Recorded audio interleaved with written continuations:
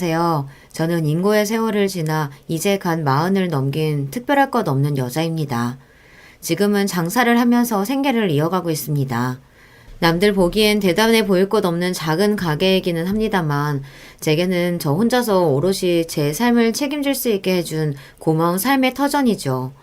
날 때부터 손에 쥔 것 하나 없이 가난한 집안에서 자랐던 제게는 지금 이렇게 제 밥벌이 안정적으로 하고 살 수 있는 것만으로도 그 어느 때보다 마음의 평안을 얻고 사는 요즘입니다. 이런 소소한 행복도 제게 쉬이 찾아온 것은 아니었습니다. 지금에 이르기까지 저 역시 누구에게도 뒤처지지 않을 갖가지 역경을 거치며 살아와야 했죠. 어머니, 제가 어머니한테 잘한 게 뭐가 있다고 제가 무슨 염치로 어머니한테 이런 큰 은혜를 덥석덥석 받을 수가 있겠어요. 은정아, 나한테 너보다 더한 귀인이 없다. 비록 우리 인연이 이런 식으로 마무리되게 되었다고 해도 내 너한테 감사하고 또 감사한 이 마음만큼은 무덤까지 가지고 가마. 가진 것 없이 태어나 인복이라고는 없었던 제 인생에 몇 안 되는 위안이 되어주셨던 분이 바로 제 시어머니셨습니다. 차마 바랄 수조차 없었던 시어머니의 하늘과도 같은 너른 마음에 저는 그만 그간의 서름을 모두 토해내며 오열할 수밖에 없었습니다. 한간에서는 그리도 불편하고 싶지 않은 관계인 고부관계라고들 하지만 제게는 그저 감사하고 또 감사한 분이셨죠. 저희 두 여자의 인생에 어떤 말 못할 사연이 있었던 건지 여러분들께만 조심스럽게 털어놓아 볼까 합니다. 저는 정말 찢어지게 가난한 집안의 장녀로 태어났습니다. 아버지는 좋게 말하면 풍류를 즐기시는 분이셨고, 있는 그대로 말하자면 가장으로서 일평생 한 번도 제대로 된 책임을 지지 않는 분이셨습니다. 항상 집 밖으로 나들며 사고를 치거나 여자 문제를 일으키거나 아무리 좋게 봐주어도 아버지로서의 책임감이라고는 눈꼽만큼도 없는 양반이었죠. 그런 남편을 대신해 넷이나 되는 자식들을 억척스럽게 키워낸 친정어머니셨습니다. 책임감이라고는 없는 남편 때문에 어깨에 무거운 삶의 무게를 짊어지고 한평생을 사셨던 친정어머니셨어요. 당신도 사는 게 너무 힘들어서 그러셨겠습니다만 자식한테라고 말 한마디 살갑게 하는 법이 없으신 분이셨어요. 저희 남매들은 항상 일하느라 지쳐 있었던 친정어머니 심기라도 거스를까 항상 긴장한 채로 살아야 했습니다. 그 중에서도 특히 맏딸인 저는 친정어머니 눈치를 살피랴, 밑에 세 동생들 부모님 대신해서 돌보랴, 어린 나이에 감당하기 힘든 벅찬 역할을 수행해야만 했습니다. 어머니가 하루 종일 뼈가 빠지게 일을 하셔도 배움이 긴 것도 아니고 대단한 기술이 있는 것도 아니셨던 어머니가 뭐 그렇게 양질의 일자리를 구할 수 있었겠어요. 이러다 보니 항상 몸이 축나는 일밖에 하실 수 없었죠. 그렇게 늘 몸이 고단하다 보니 항상 신경이 날카롭고 말 한마디도 곱게 나오지 않았습니다. 원래 마음의 여유도 경제적인 여유에서 나온다고 하지 않습니까? 그렇게 따지자면 저희 엄마는 평생을 쥐똥만한 여유조차 부리지 못하고 사신 분이셨어요. 지금이야 저도 이만큼 나이 먹고 여자 혼자서 무려 자식을 넷이나 건사한다는 게 얼마나 삶이 팍팍하셨을지 이해는 갑니다. 하지만 그건 그거고 자라는 내내 항상 좌불안석이었던 저는 차마 친정어머니께 대한 불만을 터뜨리지 못하고 억누를 수밖에 없었어요. 비록 어머니께서 유일하게 저희 남매들의 생계를 부양하는 무거운 책임을 져주신 분이긴 했으나 그만큼 정서적으로 견디기 어려울 정도로 힘든 환경에 놓이게 하신 것도 또한 사실이니까요. 사실 이 모든 일에 가장 큰 책임은 아버지에게 있었으나 사실상 그분께 제대로 된 아버지의 역할을 기대하기는 어려웠죠. 그러다 보니 항상 집 밖으로 나들고 얼굴 한번 보는 것조차 쉽지 않았던 아버지 대신 어머니에게 원망의 화살이 쏠리기 쉬웠습니다. 저 나름대로는 제 한 몸 가누기 쉽지 않은 어린 나이부터 동생을 셋씩이나 보살피느라 많이 버거웠어요. 자식들을 이렇게까지 힘들게 할 것 같으면 도대체 애는 뭐 한다고 넷이나 낳았는지. 그렇다고 부부 사이가 좋은 것도 아닌데 왜 이런 미련한 짓을 벌여서 줄줄이 자식들을 고생시키는 건지. 아버지는 물론이고 어머니까지 원망스러웠습니다. 그렇게 자식을 세상에 내어놨으면 적어도 집에서 눈치라도 보지 않게 만들어줬어야지 하는 괘씸한 생각이 절로 들었어요. 저희 남매가 딸 셋의 막내 아들 하나입니다. 저희 남매 구성만 보더라도 뭐 때문에 이렇게 찢어지게 가난한 집안에 줄줄이 애를 낳았는지 짐작이 가시죠. 네, 바로 아들 하나 보겠다고 없는 형편에 애를 넷씩이나 낳은 거예요. 하지만 아들 낳은 걸로는 제 돌이 다 했다는 듯 굴고 조강지 저와 자식들 부양은 나 몰라라 하는 아버지였습니다. 그렇다고 어머니께서 자식들에게 살가운 모정을 베푸는 어머니도 아니셨고요. 그저 시집 왔으면 그 집안 대에 이어주는 게 여자로서의 당연한 의무라고 생각하는 다소 고제식하지만 그 시절 대부분 여자들이 그랬듯 당연하게 그런 삶을 살아왔던 어머니셨어요.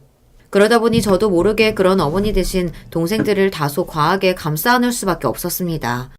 처지야 저나 동생들이나 다를 바가 없었습니다만 그래도 언니고 누나라고 저보다 어린 동생들이 제가 그랬듯 집안에서 한껏 기가 죽어서는 어머니 눈치만 보는 모습이 그렇게 안쓰러울 수가 없었습니다. 그렇게 저도 모르게 가난한 집 장녀로서의 지긋지긋한 책임감과 부채감을 안고 자라온 저였어요. 누구에게나 가장 편한 공간이 되어야 할 곳이 바로 집인데 자라는 내내 그런 집이 항상 불안감을 주는 곳이었기에 제 유년 시절은 서글플 수밖에 없었습니다. 맏딸이라고 해도 친정어머니와 친구 같은 모녀 관계는커녕 항상 친정어머니에게는 마음의 거리를 두고 살 수밖에 없었던 이유가 바로 여기에 있었습니다. 사정이 이러하다 보니 집에서 자라는 내내 어서 빨리 시간이 지나 어른이 되어 이 지긋지긋한 집구석을 벗어날 수 있을 그날만을 소망하게 되었어요. 고등학교를 졸업하자마자 기숙사가 딸린 공장에 취업을 나간 것도 이런 이유에서였어요. 남겨진 동생들에게는 참 미안한 말이었습니다만 그렇게나마 지긋지긋했고 갑갑했던 집에서 벗어난 날 속이 그렇게 후련할 수가 없었습니다.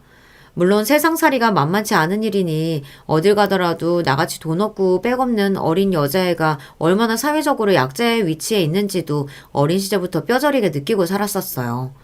하지만 차라리 남들에게 아쉬운 소리 듣고 사는 게 나았지 엄마라고 따뜻한 말 한마디 기대하기 어려운 저희 친정엄마한테 시달리는 것보다야 낫다고 생각했습니다. 비록 아직 한참 요령이 부족했습니다만 그래도 열심히 노력해서 월급 받는 거 부끄럽지 않을 정도로 내 한몫 제대로 해내면 아무렴 집에서 지내는 것보다야 심적으로는 더 낫지 않을까 기대하기도 했어요. 그렇게 집을 떠나는 맏딸에게 평소와 다를 것 없는 무뚝뚝한 말투로 친정어머니께서 말씀하셨습니다. 그래, 너도 그만큼 키워놨으면 이제 네 밥벌이는 하고 살아야지. 나도 이만하면 할 만큼 했다. 밖에 나가서 사고치고 돌아오지 말고 네 인생은 네가 책임져라. 너도 이제 어른이니까 사람 구실은 하고 살아야지.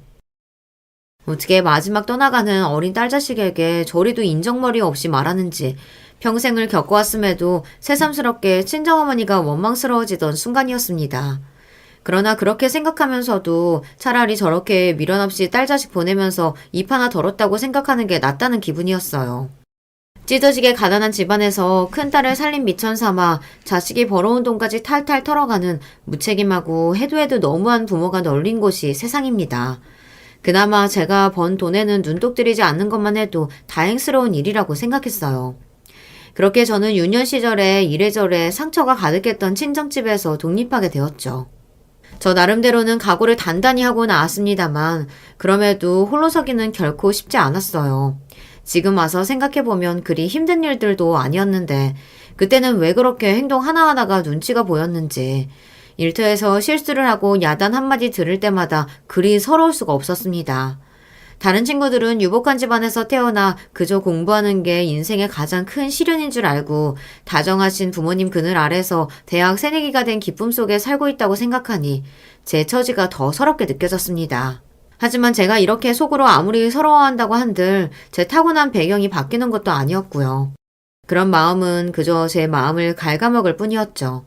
그럴수록 이를 악물고 더욱 악착같이 일터에서 버티내려 용을 썼습니다. 의지할 곳 하나 없는 저였다 보니 그저 지금을 열심히 살아내는 것만이 그렇게 적은 돈이나마 꾸준히 모아 사는 것만이 제 빈약한 인생의 버팀목이 되어줄 것이었어요. 그렇게 또래들이 눈부신 햇살 아래서 청춘을 만끽하고 있을 때 볕도 제대로 들지 않는 공장에서 해가 뜨고 해가 질 때까지 제 소중한 시절을 갉아넣었죠. 남편을 처음 만난 것도 그리 좋은 청춘을 일한다고 몽땅 쏟아부었던 바로 그 시기였습니다. 남편은 저보다 2살이 많은 사람이에요. 제가 다니던 공장의 거래처 직원이었던 남편이 그때는 어찌나 어른스러워 보였던지요. 어느 정도 사회생활을 경험할 만큼 경험했던 남편은 고등학교 갓 졸업해 취업한 제 눈에는 사회생활에 능숙한 어른 남자처럼 보였습니다. 주변에서 보는 남자 어른들이라고는 제 친정아버지같이 무능하고 책임감 없는 인간들이 대부분이었습니다. 그런 제 눈에 남편이 얼마나 괜찮은 남자처럼 보였는지 모릅니다. 갓 20을 넘기고 제대로 된 인간관계를 겪어본 적 없는 제가 뭐 그렇게 사람 보는 눈이 있었겠습니까? 더군다나 꽃다운 시절에 일에 치여 하루하루 시들어가고 있던 저였어요. 저한테 그런 일이 일어나지 않을 거라는 걸 머리로는 그리 잘 알고 있으면서도 언젠가 이런 저를 보듬어주고 저를 이 힘든 생활에서 꺼내줄 누군가가 나타나기를 저도 모르게 소망하고 있었나 봐요. 지금 생각하면 참으로 어이가 없는 일이죠. 날 때부터 인복이라고는 없었던 저에게 이제 와서 그런 사람이 나타날 리 만무했는데 말입니다. 제 주제에 감히 백마탄 왕자님을 꿈꾸다니 아무리 사는 게 팍팍하다 해도 그렇지 철이 없어도 너무 철이 없었네요. 세상 경험 없는 순진한 어린 여자의 호감을 알아채는 것 정도는 남편에게는 그리 대단한 일도 아니었을 겁니다. 남편 역시 그런 제 호감을 귀신같이 알아채고서는 제게 추근대기 시작했어요. 그때 제가 만약 제 동생이었더라면 정말 등짝을 후려쳐서라도 정신 차리라고 뜯어말렸을 거예요. 갓 20을 넘은 연애 경험 한 번 없는 어린 여자애를 눈독 들이는 10살 가까이 많은 도둑놈이라니. 제가 철이 없었다면 남편은 양심이 없었습니다. 그럼 남편 눈에 제가 얼마나 공략하기 손쉬운 먹잇감으로 보였을지 지금에야 짐작이 갑니다. 의지할 곳 하나 없는 휘두르기 쉬워 보이는 어린 여자라니 얼마나 입맛대로 휘두르기 좋아 보였겠어요. 하지만 그때는 그런 시커먼 남자 속내를 알아챌 만한 눈치라고는 없는 저였어요. 그런 남편에게 홀라당 넘어가는 데는 얼마 걸리지도 않았습니다. 지금 와서 생각하면 여자 꼬시는데 그 정도의 노력이라고 부르기도 부족한 행동에도 넙죽 넘어가는 제가 참 쉬워 보이기도 했겠죠. 어디 시장 바닥에서나 사올 법한 조악한 머리핀이나 생전 가볼 일 없었던 카페에서 다른 대학 다니는 여자애들처럼 처음으로 커피를 마셔보는 경험들이 저를 들뜨게 했어요. 사실 남편에게 대단한 남자로서의 매력이 있었다기보다는 저는 차마 손이 떨려서 할 수 없었던 지금에 와서는 아무것도 아닌 일들을 경험하게 해주고 또 제게 베풀어주는 남편 모습에 동경이 생겼던 것 같습니다.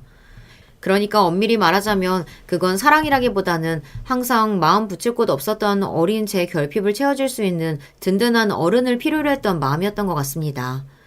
이런 감정이 결코 건강한 연애 감정이라고는 할 수 없었겠죠. 이런 식으로 시댁된 마음이다 보니 저희 부부가 순탄하게 서로 의지하며 끈끈한 부부 사이로 지낼 수 없었던 건 돌이켜 생각해보면 이미 예견된 일이 아니었을까 싶기도 합니다. 처음 남편과 결혼 허락을 받으러 갔을 때 친정어머니 반응은 평소 저를 대할 때와 크게 다를 것이 없었습니다. 귀한 딸 자식 시집 간다는 아쉬움이나 그런 딸내미를 양심도 없이 덥석 채간 나이 차이 많이 나는 사이에 대한 괘씸한 감정 또한 보이지 않으셨죠. 다만 이렇게 말씀하셨습니다. 자네가 여기까지 와서 우리 집 꼴을 봤으면 짐작하겠지만 진정이라고 내가 은정이 쟤한테 딱히 해줄 만한 형편이 안 되네. 물론 둘이 결혼까지 한다고 하고 뭐 애까지 들어선 마당에 이런 얘기 진작에 오갔겠지만 혹여나 기대하는 바가 있다면 일찌감치 생각 고쳐먹는 게 좋을 거란 말일세. 아무리 집안 형편이 안 좋고 시집가는 딸내미 도와줄 형편이 되지 않는다고 해도 처음 보는 사윗감에게 이렇게 대놓고 도와줄 생각 없다는 소리를 하는 친정어머니 때문에 창피함에 제 얼굴이 벌겋게 달아올랐어요. 어떻게 딸 자식 시집간다는 순간까지도 제 마음을 이리 헤아리지 못할 수가 있는지 새삼스러운 일도 아니었지만 또다시 어머니로부터 상처받는 마음에 따가웠어요. 게다가 친정어머니께서 말씀하셨듯이 결혼 당시에 제 뱃속에 이미 새 생명이 자라나고 있었습니다. 아직 배가 부르지는 않았으나 결혼도 전에 어린 나이에 나이 많은 남자와 덜컥 아이부터 가졌다는 말에 탐탁지 못한 마음을 숨기지도 않는 친정어머니셨습니다. 엄마에게는 더는 기대치라고는 없다고 생각했는데 그럼에도 아직 실망할 일이 더 남았다는 사실에 스스로 놀라울 정도였습니다. 제 앞가림 할 수 있게 된 그날로부터 곧장 집을 떠나온 것은 역시 잘한 일이라는 생각이 들었어요. 가뜩이나 가진 것 하나 없는 입장에 결혼을 준비하려고 보니 제 궁핍한 처지가 더 여실히 와닿아 주눅이 들 수밖에 없었습니다. 거기다 혼자 내 아이 가진 여자 입장이라는 게 불안할 수밖에 없지 않습니까? 여러모로 심적으로 압박감이 상당했던 상황에서 친정까지 저렇게 나오니 앞으로 내가 기대어 살 수 있는 곳은 오로지 남편이라는 생각이었어요. 시어머니를 채문 뵙기 전까지는 시어머니를 처음 뵙기 전까지는 저도 걱정이 많았습니다. 어린 나이에 덜컥 아이는 들어섰고 남편이 대번에 결혼하자고 하기는 했지만 시댁 쪽에서 어떻게 나올지는 알 수 없었어요. 남편은 홀 어머니 밑에서 자란 외아들이었습니다. 우리 집처럼 눈칫밥 먹는 자식들이 줄줄이 딸린 것도 아니고 시어머니께서 모진 세월 감내하며 귀하게 키워내었을 아들이 분명했어요. 그런 귀한 자식에게 가진 것 하나 없이 친정 배경도 형편없는 나이 많은 어린 여자가 덜컥 애를 가져서 시집을 온다고 하면 저 같아도 탐탁지 않게 느껴졌을 거라고 생각했어요. 기본적으로 어른들에 대한 불신과 두려움이 깔려있던 저였습니다. 아무래도 제 친정 부모님 영향이 컸겠죠. 내 친부모들한테도 그런 대접을 받고 자랐는데 하물며 시댁 식구들은 피 한 방울 섞이지 않은 남 아닙니까? 더군다나 제가 아무리 서럽고 아는 것이 없다고 하더라도 시어머니 자리가 얼마나 어려운 자리인지 정도는 알고 있었습니다. 갔다가 결혼 허락 못한다고 물벼락 맞고 쫓겨나지도 않을까. 시어머니께 인사드리는 날이 다가올수록 긴장감은 더해졌습니다. 그런 저를 보며 남편이 천하태평하게 말했어요. 괜찮아, 괜찮아. 무슨 걱정을 그렇게 하셔. 노인네 맨날 나보고 장가가서 손주 하나 안겨줬으면 하고 그렇게 귀에 딱지가 않도록 잔소리를 했는데 그 소원 이뤄준 며느리가 나타났으니 너도 쌍수 들고 환영할걸? 그렇게 저를 안심시켜준답시고 남편이 하는 말에도 쉽사리 안심할 수가 없었습니다.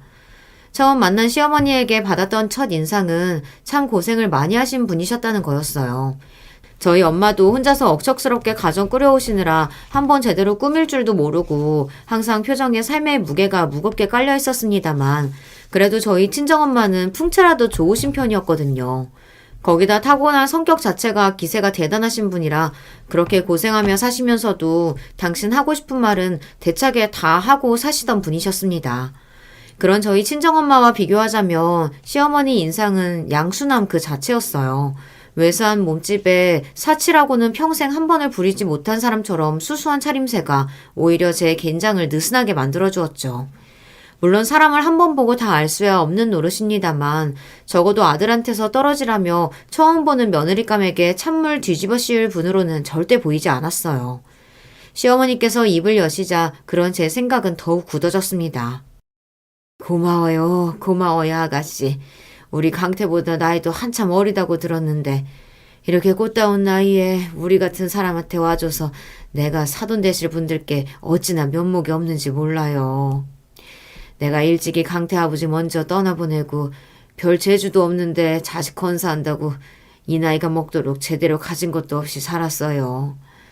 남의 집 귀한 딸 맞이하며 이런 얘기하기 참 민망스럽지만 그래도 이런 우리한테라도 시집와 주겠다고 해서 내가 아가씨한테 정말 고맙고 또 고맙습니다. 엄마는 그렇게 노래 부르던 며느리를 데려왔는데 아들 체면은 못 살려줄 망정 별소리 다 하고 있어. 은정아, 내가 뭐랬어? 우리 엄마 절대로 너 반대할 일 없다고 그랬지? 너나 엄마나 싫은 소리 할 줄도 모르고 사람들이 순해가지고 성격도 잘 맞을 거야. 서로 조심한다고 조근조근 말하고 있는 시어머니와 저 사이에서 기분이 여간 좋은 게 아니었는지 호탕하게 웃음을 터뜨린 남편이 신이 나서 말했습니다. 남편 하는 행동이 시어머니께 조금은 버릇없게 느껴져서 당황하긴 했어요. 저희 집 같았으면 어림도 없을 일이었습니다. 사윗감이든 누구든 누가 보고 있다고 해도 절대 그 꼴을 참지 않고 철썩 매타작을 날릴 친정어머니셨어요. 그런데 그런 남편 하는 말에도 별다른 대꾸도 없는 시어머니였습니다. 남편과 시어머니 사이에 늘 있어왔던 일이라는 걸 짐작할 수 있었죠. 어쨌든 제 입장에서는 감사할 따름이었습니다. 마음속으로 최악의 최악까지 가정하느라 며칠간 속이 바짝바짝 탔던 저였습니다. 가뜩이나 아이 가지고 신경이 예민해져서 음식을 받아들이기가 쉽지 않았는데 거기에 시어머니 만난다는 스트레스까지 더해지니 며칠간 거의 제대로 먹은 것이 없었어요. 그런 저를 보고 남편은 옆에서 사람이 이렇게 담이 적어서 어쩌겠냐는 둥 잔소리를 해댔지만 그럼에도 음식을 목에 넘길 수 없는 건 어쩔 수 없더라고요. 그런 제 안색을 가만히 보시더니 시어머니께서 앞에 놓인 접시들을 제 앞으로 밀어주셨습니다. 아직 배는 안 나왔다고 해도 임신 초기가 산모가 참 체력적으로 힘들 때예요. 영 제대로 챙겨 먹지 못했나 보네. 입맛에 맞을지는 모르겠지만 아기랑 아가씨 위한 거라고 생각하고 조금이라도 들어봐요. 딸 시집 보내는 친정어머니나 아이 들어섰다는 제 말에 뛸 듯이 기뻐하던 남편에게도 저리 따스하고 다정한 목소리를 들어보지는 못했습니다. 저도 모르게 주책스럽게 괜히 울컥 눈물이 날 것 같더라고요. 그동안 그렇게 음식이 먹히질 않아서 고생스러웠는데 시어머니의 다정한 마음에 대한 고마움 때문인지 오랜만에 입속으로 집어넣는 음식이 그리 역하게 느껴지지 않았습니다. 그런 저를 보고 남편이 말했어요. 내가 옆에서 그렇게 밥 먹이려고 해도 못 먹겠다고 까탈 부리더니 우리 엄마 말 한마디에 덥석덥석 잘도 받아먹네. 앞으로 진짜 딸 같은 며느리로 잘 지낼 수 있겠어. 그동안 살아오면서 겪어온 경험들 때문에 말도 안 되는 소리라고 머리라고는 생각하면서도 내심 저 상냥한 분과 그리 지낼 수만 있게 된다면 얼마나 좋을까 하는 생각까지 막기는 어려웠습니다. 그렇게 저희는 다소 부족하지만 부족하면 부족한 대로 결혼을 하게 되었습니다.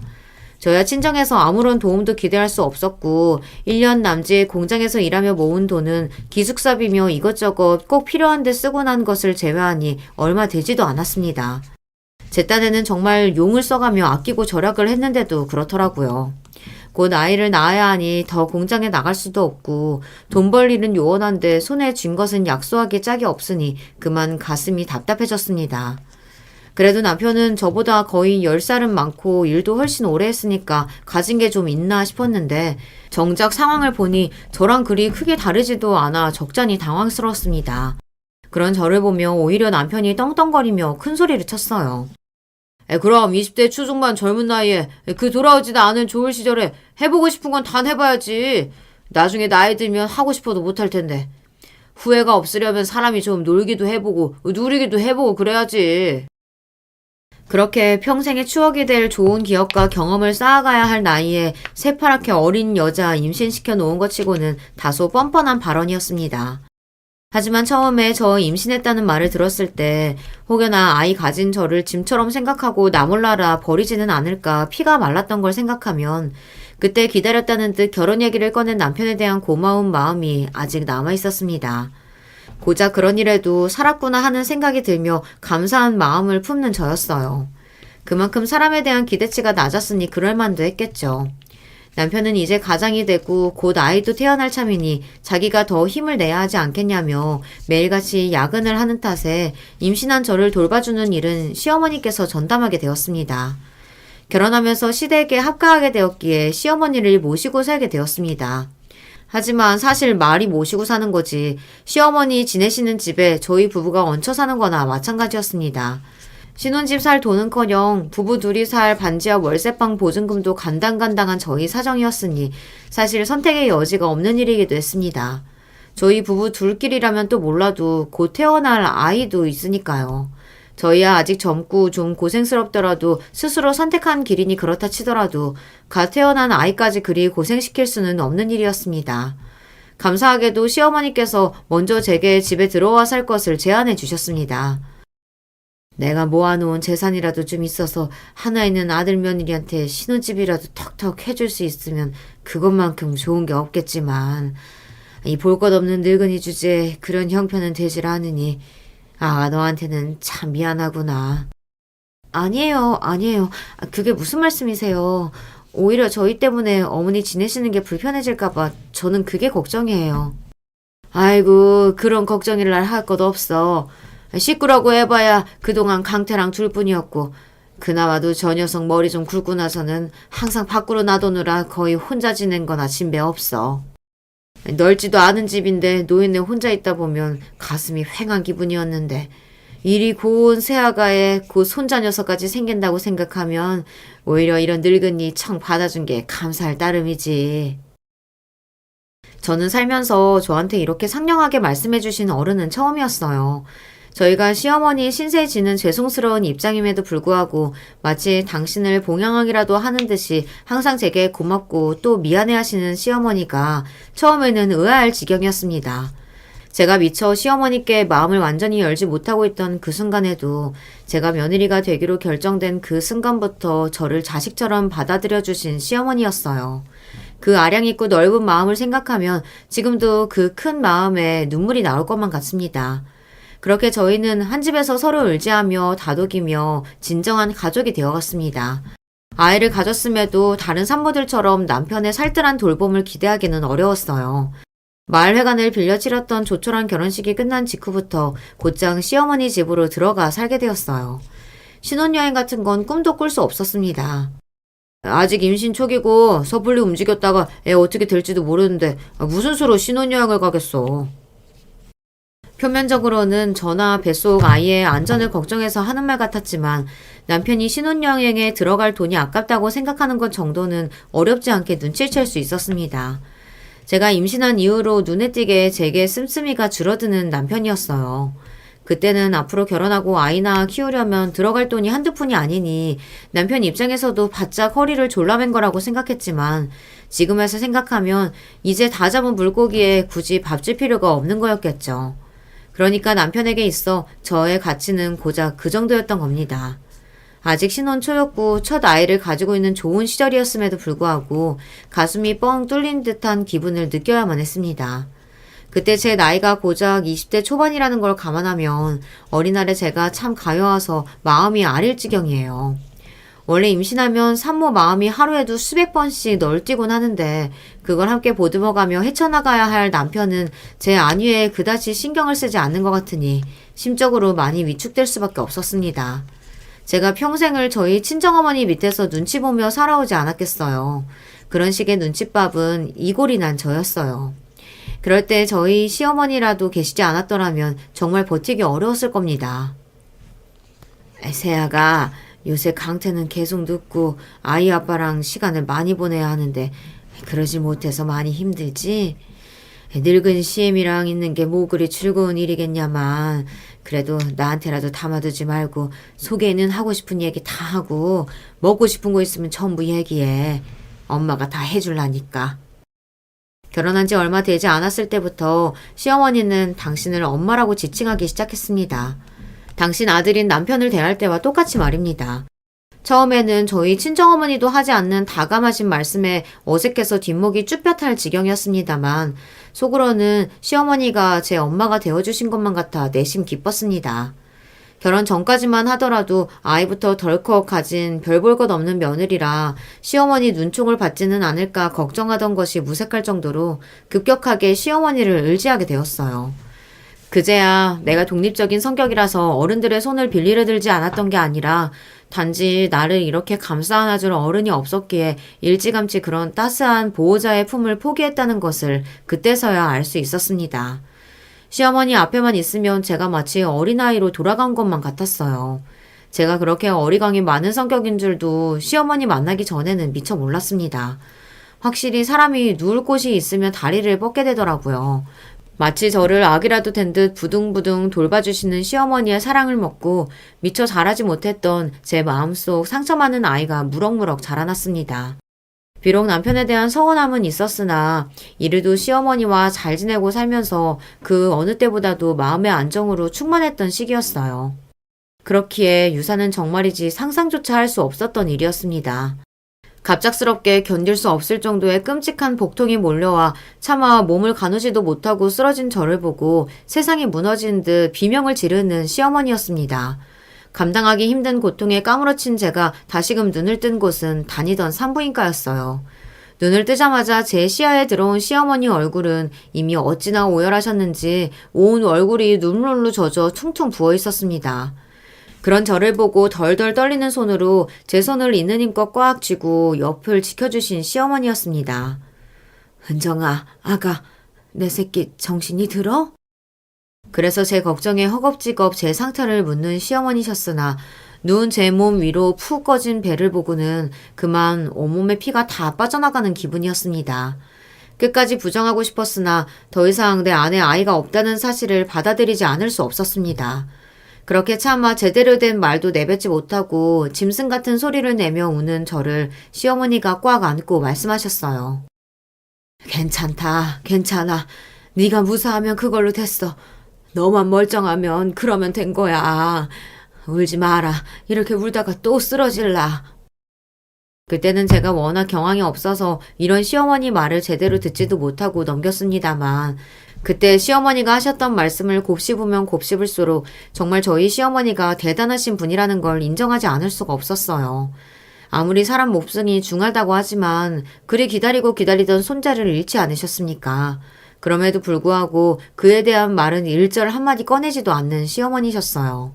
그저 사람 도리를 지키려고 그러셨던 게 아니라 시어머니 눈에는 진심 어린 저에 대한 걱정이 가득했습니다. 저희 친정엄마도 저한테 그렇게는 못하셨어요. 심지어 남편도 제가 아이를 잃었다는 소식에 당황하며 차마 직접적으로 얘기하진 못한다고 하더라도 눈에 아이에 대한 미련이 뚝뚝 떨어진 것을 알아채지 못할 수가 없는 저였죠. 오로지 아이가 아닌 저만을 걱정해 주신 분은 시어머니 한 분뿐이셨어요. 그런 시어머니에게 귀한 손자를 잃게 했다는 죄책감과 그럼에도 저를 염려해 주신 마음에 대한 감사함이 뒤죽박죽 섞였습니다. 아이를 잃고 나서 남편과는 더욱 대면대면해졌습니다. 남편이 직접적으로 유산에 대한 책임을 제게 묻지는 않았으나 은근히 제게 틱틱대는 것을 눈치채고 있었어요. 그전까지 별다른 징조 없이 무던하게 지내왔기에 저희 세 식구 모두 예상치 못한 상황이었습니다만 그럼에도 남편은 무의식적으로 유산의 책임을 제게 돌리고 싶어 하는 것 같았어요. 저는 저대로 아이를 잃었다는 것만으로도 스스로를 죄인이라고 자책하고 있었으니 남편의 그런 행동에 상처를 받으면서도 속 시원히 화 한 번 낼 수 없었습니다. 남편은 저 임신한 동안 정작 저나 아이에게 별로 신경도 쓰지 않았으면서 마치 아이에 대한 소유권이 자기에게 있는데 그걸 제 실책으로 잃어버렸다고 여기는 듯 했습니다. 생각해보면 제가 임신했다고 했을 때 당황스러운 마음보다는 임신 소식을 반기던 남편이었어요. 그게 저와의 사이에서 아이가 생기고 저와 결혼할 수 있어서 기뻤다기보다는 어리고 건강한 여자와의 사이에서 고대했던 자식을 볼 수 있으리라는 기대감 때문이었다는 걸 뒤늦게야 눈치챌 수 있었습니다. 이렇게까지 비약하지 않으려고 무진장 애를 쓰기는 했습니다만 굳이 내가 아니더라도 만나던 어떤 여자라도 임신했다면 좋아라 하며 결혼했을지도 모르는 남편이라는 생각이 한번 들자 계속해서 그 생각이 저를 괴롭혔습니다. 그렇게 남편과 수년에 이르는 냉정기가 이어졌어요. 이제는 외박을 하면서도 제 눈치조차 보지 않는 남편이었습니다. 그렇게 저를 보란듯이 홀대하는데 저라고 남편에 대한 감정이 좋을 수가 없었어요. 거기다 며칠에 한 번 얼굴을 보려치며 제게 있는 대로 폭언을 쏟아내는 남편이었습니다. 너는 대체 어디가 어떻게 잘못돼서 남들 턱턱 나는 애 하나 못 낳냐? 볼 거 아무것도 없어도 그래도 몽뚱이 하나는 튼튼하니 자식 새끼 여러 무난하게 낳아줄 줄 알았더니만 네가 내 집에 얹혀 살면서 도대체 하는 게 뭐야? 유부남이라는 게 집 밖으로 놔두면서 그게 당신이 나한테 할 소리야? 부부 사이가 이렇게 극으로 치닫는데 뭐 좋다고 저런 사람이랑 애를 만들겠어요.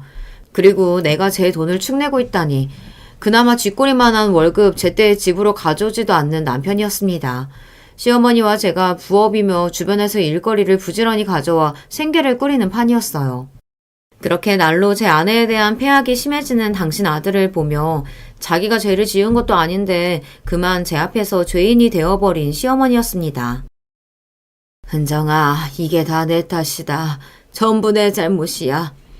내가 젊은 나이에 강태 아버지 먼저 보내고 저놈 하나 남았을 때 가뜩이나 없는 집안에 아비까지 없으니 밖에 나가서 무시라도 당할까 싶어 저놈 기죽을까봐 싫은 소리 한 번을 제대로 못했는데 그래서는 안 되는 거였어. 설마 제 어미 우습게 여겨서 함부로 행동하던 걸 제 마누라한테까지 그대로 할 줄은. 내가 잘못 가르쳤다. 내가 잘못 가르쳤어. 나 하나 참고 살면 된다고 생각했는데 그런 미련한 늙은이 생각이 너까지 힘들게 만들었다. 미안하다. 엄마가 미안해. 그러지 좀 마세요. 왜 어머니가 사과를 하세요? 그렇게 시어머니께서 제게 죄인처럼 눈시울을 붉히며 사과하실 때마다 제 가슴은 더욱 찢어지는 듯 했습니다. 잘못한 사람은 따로 있는데 상처는 시어머니와 저만 받고 있다는 게 억울했어요. 애초에 시어머니 아니었으면 저런 고약한 인간 몇 년씩이나 참아주며 이 집에 버티고 있지는 않았을 겁니다. 제가 그 인간을 참아주는 유일한 이유는 바로 시어머니였습니다. 저런 인간하고 남남되는 거야 눈꽃만큼도 아쉽지 않았지만 저 인간과 갈라서고 나면 시어머니와도 더 이상 가족이 될 수 없다는 생각에 번번이 결심을 망설이게 됐어요. 시어머니께서도 어쩌다 한 번씩 집에 들어와 분란을 일으키는 아들보다는 제게 더 의지해 주셨습니다. 남편과의 사이가 나빠지면 나빠질수록 시어머니와는 더더욱 애틋한 관계가 되어가고 있었어요. 남편이 제게만 이리 못 배워먹은 인간처럼 무례하게 구는 게 아니었기에 제 분노는 더더욱 커져만 갔습니다. 남편은 항상 가진 것 없는 제 부모에 대한 원망이 가득했어요. 집구석이라고 뭐 갖다 팔아먹으려고 해도 제대로 된 물건이 하나 없고 자식을 낳아놓고는 물려줄 자산도 없이 참 한심하게도 산다. 그렇게 살면서 자식한테 미안하지도 않아요? 미안해야 할 인간이 누군데 누가 들으면 10대 사춘기 되바라진 소년이라도 되는 줄 알 거예요. 남편 나이가 벌써 40이 가까워지고 있었어요. 시어머니께서 하나 있는 아들에게 부모로서 해줘야 할 거 못해주며 사신 분은 절대 아니었어요. 그런데도 떡하니 물려줄 유산이 없다고 제 모친을 구박하는 남편을 보니 정말이지 호부 견자가 따로 없다 싶었습니다. 어떻게 저희 시어머니 같은 성정의 분께 저리 막대먹은 놈이 태어난 건지 저도 모르게 혀를 끌끌 차게 되었습니다. 뒤늦게 남편이 회사를 간두고 무슨 정체도 알 수 없는 투자 사업에 뛰어들었다며 설치고 있다는 걸 알았을 때 그만 눈이 휙 돌아갈 뻔했습니다. 그동안 대체 월급을 어디다 갖다 써서 집에도 안 갖고 오나 했더니 그럴 주제도 못 되는 인간이 분에 넘치는 욕심을 부리고 있었다 생각하자 그만 가슴이 우라로 턱 막히는 기분이었어요. 그 인간 성격에 투자금 회수라도 했더라면 저나 시어머니 앞에서 온갖 잘난 척은 다 해가며 유세를 떨었을 것이 뻔했기에 갖다 부은 돈 전부 휴지 조각으로 만들었을 거라는 건 쉽게 짐작할 수 있었습니다. 하지만 그렇다고 저희 어머니 집에 밤중에 도둑처럼 들어와 이제 친정엄마 하나뿐인 유품인 금부치까지 훔쳐다 판 걸 알았을 때는 실망을 넘어 절망할 수밖에 없었습니다. 비록 한평생 자식인 저희 친정남매에게 냉담했던 친정엄마셨지만 마지막 가시는 길에 살면서 평생 단 하나 가져봤던 귀중품이었던 금부치를 제게 남겨주고 가셨어요. 그건 엄마에게는 당신이 가지고 있는 유일하게 좋은 물건이었습니다. 비록 마음속으로 친정어머니를 완전히 용서할 수는 없었으나 당신이 가장 귀하게 여겼던 것을 제게 넘겨주신 그 마음만큼은 외면할 수가 없었습니다. 제가 그 귀금속이라고 하기에도 민망한 물건을 귀히 여기고 있었다는 것은 남편도 모르지 않았어요. 그걸 알면서도 눈이 돌아서 갖다 팔 만큼 그 인간에게 나는 아무 의미도 되지 못하는 인간이구나. 새삼스러울 것 없다는 사실을 깨달으면서도 더는 저 인간과 함께 살 수 없다는 결심이 섰습니다. 남편으로서 최소한의 도리도 하지 않은 채 월급 한 푼 집으로 가져오지 않아도 제게 있지도 않은 유산의 책임을 덧씌우며 폭언을 일삼을 때도 투자한다고 설치고 다니며 양복 재킷에 여자의 흔적을 묻히고 다닐 때도 차마 이혼 결심을 하지 못했던 저였습니다. 그걸 모두 감내하고 살 만큼 시어머니와 남남이 되고 싶지 않았으나 그런 마음 역시 한계에 다다랐음을 인정하지 않을 수 없었어요. 그렇게 결혼 생활 내내 제게 생채기만 남겼던 지긋지긋한 남편과는 갈라서게 되었습니다. 이혼이 확정되고 시어머니와 함께 지내던 집을 떠나던 날 둘이서 부둥켜 안고 얼마나 울었는지 모릅니다. 은정아, 내가 널 보내고 어찌 지내야 할지 모르겠다. 어머니, 그런 서운한 말씀 하지 마세요. 저 그 인간이랑 정리했다고 어머니 안 보고 살 생각 없어요. 앞으로 괜찮다고 하실 정도로 찾아뵐 거니까 성가시다고 저 쫓아내시나 마세요. 아들이라는 놈은 이제 제 어미 찾아오지도 않았습니다. 그리 닥달을 했는데도 뜯어낼 것 없다는 어미라 생각하니 더 볼 가치가 없다고 여겼겠죠. 불효막심하기 짝이 없는 놈, 떠나는 그 순간까지 욕을 하지 않을 수가 없는 놈이었어요. 결론적으로는 정든 시어머니를 떠나 홀로 서게 되었으나 여자 혼자 벌어먹고 살아간다고 바쁜 와중에도 한 번씩 시어머니를 들여다보는 것을 잊지 않았어요. 저까지 나가고 나니 아들도 없는 그 집에서 적적하게 홀로 지내실 시어머니 생각에 가슴이 아렸습니다. 이미 이혼한 며느리고 법적으로는 가족관계가 끊어졌음에도 불구하고 제가 등장할 때마다 만면에 환한 미소를 띠시는 시어머니였습니다. 엄마, 저 왔어요. 아이고, 내 새끼. 왜 이렇게 살이 내렸어? 일이 많이 힘들어?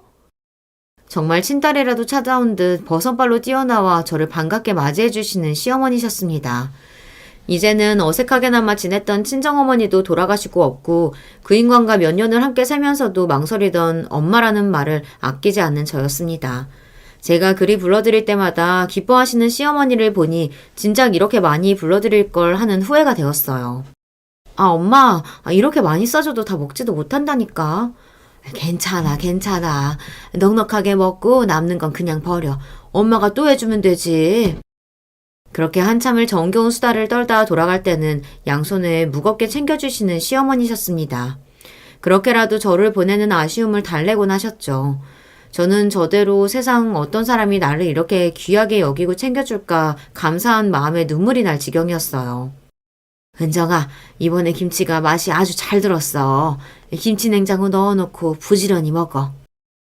나랑 같이 하자니까 가뜩이나 무릎이며 허리며 성한 데가 없으면서 하여튼 정말 말씀 안 들으세요. 이혼하고도 무려 10년 동안 김장김치를 보내주는 시어머니셨으니 남편과 갈라선 후에도 저희 사이가 얼마나 각별했는지 짐작하시겠죠. 물론 저도 이런 저희 관계가 일반적이지 않다는 사실은 잘 알고 있었습니다만 그게 다 뭐가 중요하겠습니까? 그저 저희가 서로를 가장 귀히 여기는 귀중한 인연이라는 것, 바로 그것만이 제게 중요했습니다.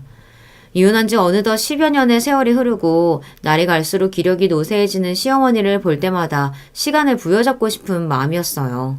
그저 오래오래 머물러 주시길 바라는 마음이었어요. 친자식도 아니고 이혼해서 나간 며느리인 주제에 이런 소망을 품는 것도 죄송스러운 마음이었으나 가뜩이나 속 썩이는 아들 자식 때문에 상처가 많으셨던 시어머니의 말년이나마 평안하고 고통이 없으셨으면 하고 간절히 바라는 마음만큼은 순도 100% 진심이었습니다. 그렇기에 여느 때처럼 김장김치 보내주시고 제게 신이 나서 연락하시는 대신 그저 편지로 마지막 인사를 전하셨을 때 제 가슴이 얼마나 내려앉았는지 상상이 되시나요? 미리 연락도 받지 못했는데 일 끝나고 집에 돌아와 보니 현관 앞에 택배 상자가 하나 도착해 있었어요. 열어보니 늘 김장 때마다 시어머니가 김치를 담아 드시던 김치통이었습니다. 아직 김장철도 되지 않았는데 속에 아무것도 안 들은 것처럼 김치통이 가볍게 들려서 의아한 마음이었어요. 그렇게 의문이 가득한 채로 김치통을 열어보니 시어머니가 손수 작성한 자필 편지와 서류 봉투 하나가 들어있었어요. 편지의 내용은 짤막했습니다. 은정아, 고마웠다. 이게 내가 너한테 줄 수 있는 마지막이구나. 부디 아프지 말고 밥 잘 챙겨 먹고 건강하게 잘 지내다오. 마지막을 고하는 시어머니 편지에 가슴이 불안감으로 두근거렸습니다. 그렇게 함께 딸려있는 서류 봉투를 열어보고 저는 그만 기함하고 말았어요. 거기에는 제 명의로 되어 있는 통장과 증여나 세금 관련한 모든 서류 처리가 완료되었음을 설명하는 법적 서류와 의견서 등 그런 것들이 들어있었어요. 통장 속 액수는 상당했습니다. 이 정도면 제가 살고 있는 집 보증금을 빼서 합치면 저 혼자 지낼 만한 작은 아파트와 가게짜리 정도는 충분히 알아볼 수 있는 금액이었어요.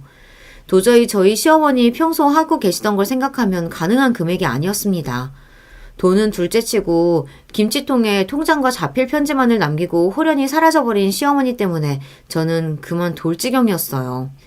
그날부터 일 마치고 나서 도대체 시어머니가 어디로 사라졌는지 수소문하고 다니느라 거의 정신 나간 사람처럼 지냈습니다. 제가 시어머니를 찾아낸 곳은 변두리의 한 요양원이었어요.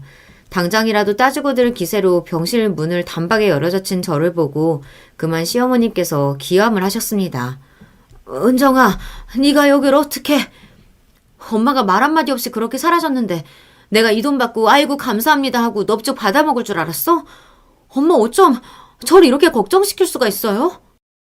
그렇게 간신히 찾아낸 시어머니 얼굴에 안도하고 울음을 터뜨렸어요. 그런 저를 보고 쩔쩔매시던 시어머니 역시 결국은 눈물을 훔치고야 마셨습니다.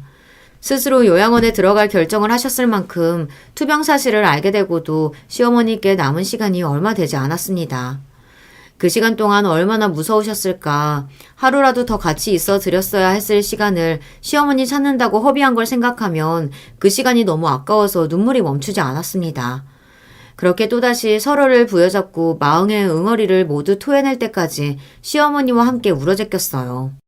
이윽 후 울음이 잦아들고 시어머니께서 말씀하셨죠. 내가 자식 새끼 잘못 키워 어린 너 시집와서 못 볼 골만 잔뜩 겪게 하고 그런데도 나 같은 모자란 여자를 엄마라고 불러주고 내 속으로 낳은 자식 새끼보다 더 과분한 자식 노릇 해준 너인데 그런 너한테 마지막까지 부담 주고 싶진 않았어. 부담이라니 엄마 이렇게 나 모르는 곳에서 홀로 떠나시면 그거 나중에 알게 되면 나 어떻게 제정신으로 살라고. 앞으로 다시는 이런 생각하지 마세요. 단호하게 말하는 저를 보며 난감해 하시면서도 다시금 눈시울이 촉촉히 젖는 시어머니셨습니다. 어떻게 나한테 너 같은 인연이 있을까? 피 한 방울 안 섞이고도 네 배로 낳은 것보다 더 애틋한 이런 감정이 어떻게 있을 수가 있냐고. 나한테 너보다 더한 은인이 어디 있겠어. 나 강태 그놈은 진작에 버린 자식이라 생각한 지 오래다. 비록 얼마 안 되는 거라 할지라도 내게 남은 것들 전부 다 네 거야. 나한테 자식은 은정이 너 하나뿐이다. 본인의 전 재산을 남겨주셨다는 것보다 당신 친아들보다 갈라선 전 며느리인 절 자식으로 받아들여 주셨다는 생각에 그만 다시 울음이 터져버렸습니다. 시어머니 역시 제게는 진정 마음으로 받아들인 저의 또 다른 엄마였어요. 시어머니의 그 애틋한 마음에 대한 감사함과 그런 시어머니가 곧 제 곁을 영원히 떠나실 거라고 생각하니 가슴이 아파서 눈물을 멈추기 어려웠습니다. 그날부터 저는 거의 매일 시어머니가 계신 요양원으로 출근하다시피 했습니다. 그러다 너 몸살 난다며 시어머니가 고개를 저으셨습니다만 얼마 남지 않은 우리의 시간을 생각하면 그마저도 아쉬운 저였어요. 시어머니의 임종을 지킨 것 역시 저뿐이었습니다. 은정아, 고맙다. 이 보잘것없는 늙은이 마지막까지 외롭게 가지 않게 해줘서 내가 너무 고마워. 마지막으로 보고 가는 게 너라서 얼마나 다행인지 모른다. 내 새끼 부디 잘 지내.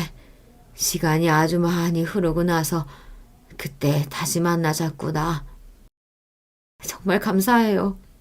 저같이 부족한 사람 마음으로 안아주셔서 정말 고맙습니다. 그동안 정말 고생 많이 하셨어요. 이제 편히 지내세요. 마지막 인사를 건네며 슬픈 마음을 가눌 수 없었으나 그럼에도 미소를 지으며 눈 감으신 시어머니 얼굴이 편안해 보여 다행이라는 생각을 했습니다. 비록 이리 떠나가셨지만 시어머니께 받은 넘치는 사랑으로 더는 주눅들지 않고 꿋꿋하게 살아갈 힘을 충만하게 받은 저였습니다. 여전히 제 마음속엔 그분이 제 생의 가장 따뜻한 기억으로 살아계십니다. 저희의 조금은 특이하지만 소중한 인연에 대한 이야기는 여기까지네요. 제 이야기 들어주셔서 정말 감사합니다. 안녕하세요. 저는 환갑이 넘은 노인네입니다. 몇 년 전 겪었던 일이 있어서 한번 이야기를 나눠보고 싶어 사연을 보내봅니다. 저는 평생 그리 넉넉지 않게 살아왔습니다.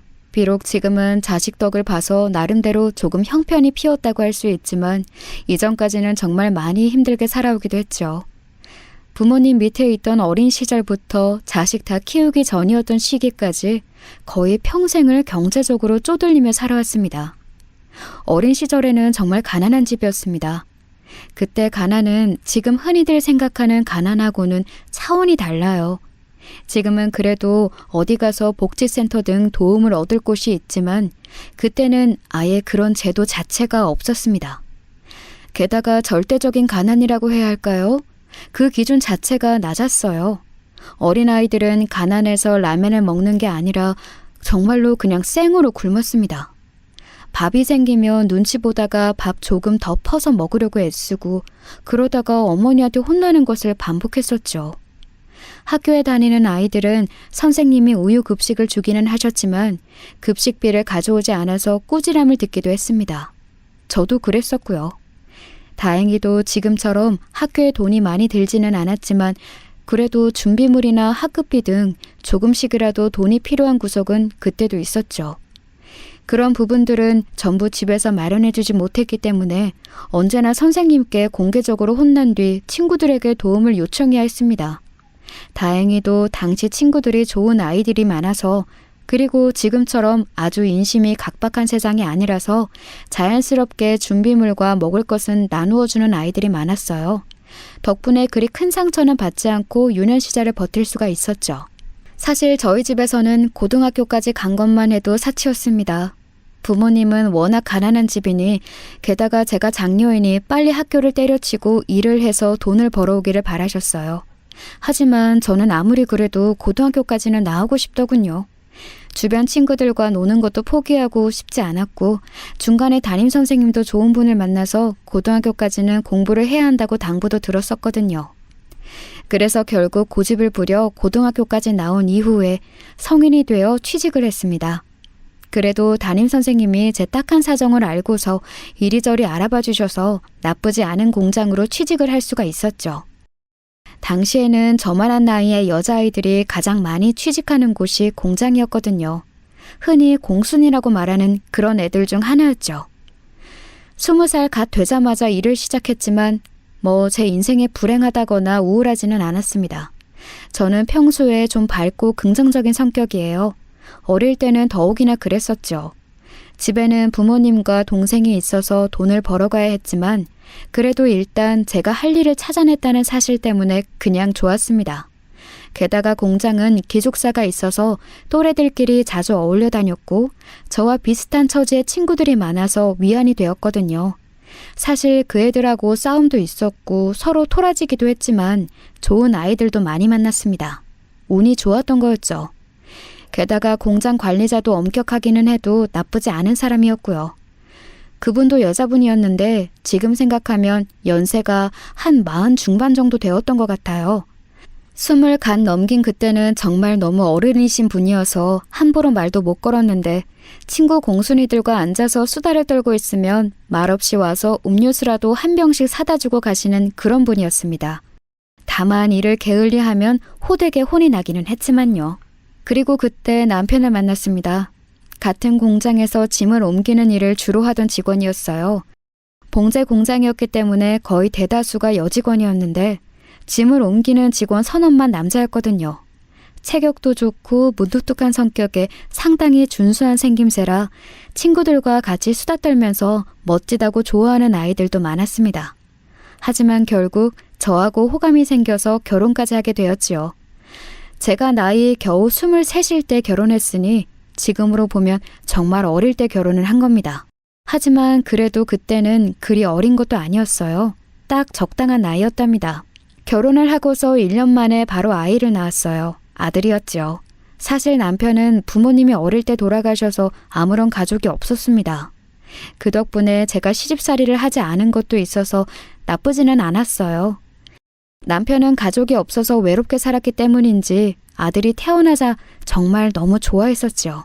드디어 우리도 진짜 가족이 되었다면서 앞으로 평생 동안 우리 가족들끼리 살아갈 수 있다고 행복해했습니다. 남편이 좋아하는 모습을 보면서 저 역시도 행복했고요. 아이를 낳느라 공장을 그만두어 수입이 줄어들었지만 남편은 튼튼한 사람이었고 저도 사치를 하는 사람이 아니라서 그리 어렵지는 않았습니다. 도리어 어린 시절부터 워낙 아끼며 살아와서 당시 남편의 수입 정도로 세 식구가 사는 건 괜찮았어요. 친정 식구들한테 도움이 될 만한 돈을 매달 보내주는 것은 그만두어야 했지만요. 아이를 낳고 나서 바로는 정말 행복했습니다. 남편은 원래도 가정적인 사람이었지만 아들을 낳고 나서는 거의 집에 돌아오고 싶어 안달이 난 사람 같았어요. 남편이 집에 오면 제가 아들을 안고 있지도 못했답니다. 제가 집안일을 하고 있으면 남편은 잠들기 직전까지 아들을 안고서 얼렀어요. 기저귀도 놔두라며 퇴근하고 나서 자기가 와서 빨았습니다. 요즘 분들은 아시려나요? 예전에는 일회용 기저귀라고는 상상도 하지 못했고 전부 면 기저귀라서 아기 똥 묻은 기저귀를 전부 다 손빨래를 해야 했어요. 당시 저희 집은 납작한 단층집에 새들어 사는 중이라서 주인집 눈치를 보면서 마당으로 나와 빨래를 해야 했죠. 남편은 퇴근해서는 아이를 업고 마당에 쪼그려 앉아 기저귀 빨래를 하고는 했어요. 그것만 해줘도 제 짐이 참 많이 덜어졌었지요. 행복이란 돈이 다가 아니에요. 남편이 그렇게 행복해하면서 저를 도와주고 아들이 무럭무럭 자라나니 더할 나위 없이 세상이 핑크빛으로 보였지요. 남편과 저는 아이를 두셋은 더 낳고 싶었어요. 하나는 너무 외로울 것 같았기에 제가 몸을 좀 추스르고 나서 1, 2년 뒤쯤 아이를 낳자고 서로 이야기가 되었었지요. 그런데 세상은 그렇게 평탄하게만 흘러가지는 않는답니다. 지금 생각해도 눈물이 나는 일이 벌어졌었어요. 아이를 낳고 1년 뒤 남편이 교통사고로 사망했던 거죠. 아니, 교통사고라고 해도 될지 모르겠어요. 요즘 같으면 아마 산업재해라고 할지도 몰라요. 공장 트럭에서 짐을 내리는 일을 도맡았던 남편은 트럭 운전사가 남편을 못 보고 후진을 하는 바람에 그곳에서 치여 그만 세상을 떠나고 말았답니다. 즉사였기 때문에 병원에 가보지도 못하고 사망했어요. 처음에는 정말 믿을 수가 없었습니다. 어떻게 1살짜리 아들을 남기고서 남편이 이렇게 허망하게 세상을 떠날 수가 있을까 도무지 실감이 나지 않았죠. 그날 아침만 해도 너무 행복하고 사랑스럽게 저와 아들에게 인사를 하고 출근을 했거든요. 그날은 제가 좋아하는 오렌지 주스 작은 팩을 하나 사오겠다면서 약속하고 나간 날이었습니다. 그래서 저녁 때 사랑하는 남편과 맛있는 주스를 기다리는 즐거움으로 아이를 돌보다가 그 소식을 듣게 된 거였어요. 남편의 장례식을 치르고 나자 그제야 정신이 들더군요. 옆에서 아들이 울고 있고 저한테 남은 것은 아무것도 없는 상황이 인식이 되었어요. 남편은 성실하게 돈을 벌어왔지만 세 식구가 한 달 벌어 한 달 먹고 사는 상황이었기 때문에 당연히 모은 돈은 없었죠. 지금처럼 보상금이 크게 나오는 때도 아니었기 때문에 더욱이나 상황은 암울했어요. 아이를 데리고 있기 때문에 어디 가서 일을 하기도 쉽지 않았고요. 제가 어떻게 해야 하나 멍하니 있을 때 친정 부모님이 돌아오라고 하시더군요. 시댁이라고는 아예 존재하지를 않았기 때문에 제가 기댈 수 있는 곳은 친정뿐이었어요. 저는 얼마 안 되는 짐을 싸들고서 친정으로 돌아가 아이를 부모님께 맡기고서 다시 공장으로 출근하기 시작했습니다. 다행이라고 해야 할까요? 제가 이미 일하던 공장이었고 남편이 그곳에서 사망했기 때문에 공장에서는 기꺼이 제게 일자리를 주었어요. 남편이 사망한 곳에서 다시 일을 시작한다는 게 가슴이 무너져 내렸지만 제게는 아들이 있었습니다. 무슨 일이 있어도 아들을 잘 키워내야 했죠. 돈을 벌 수 있다면, 그래서 아들을 제대로 키울 수 있다면 무슨 일이라도 할 수 있었어요. 제가 할 수 있는 익숙한 일자리를 준다는데 마다할 이유가 없었죠.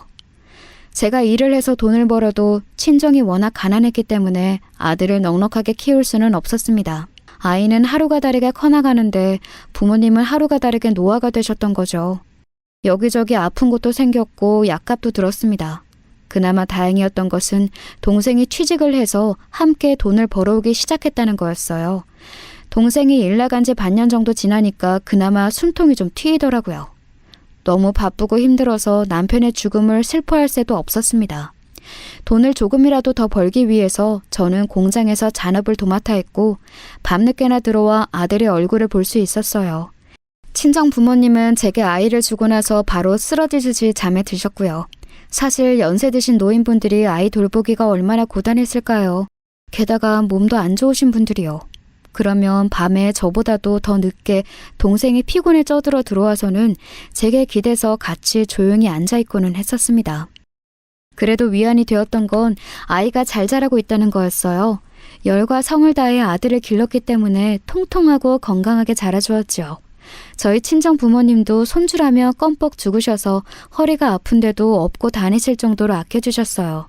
아들은 쑥쑥 자라나서 학교에 들어갔고 아주 영특해서 공부도 잘했답니다. 하지만 원래도 몸이 안 좋으셨던 부모님이 일찍 세상을 떠나셨습니다. 저희 아들이 초등학교에 들어가고 난 후 얼마 지나지 않았을 때였어요. 먼저 아버지가 돌아가셨고 어머니가 마치 그 뒤를 따르듯이 곧 돌아가셨죠.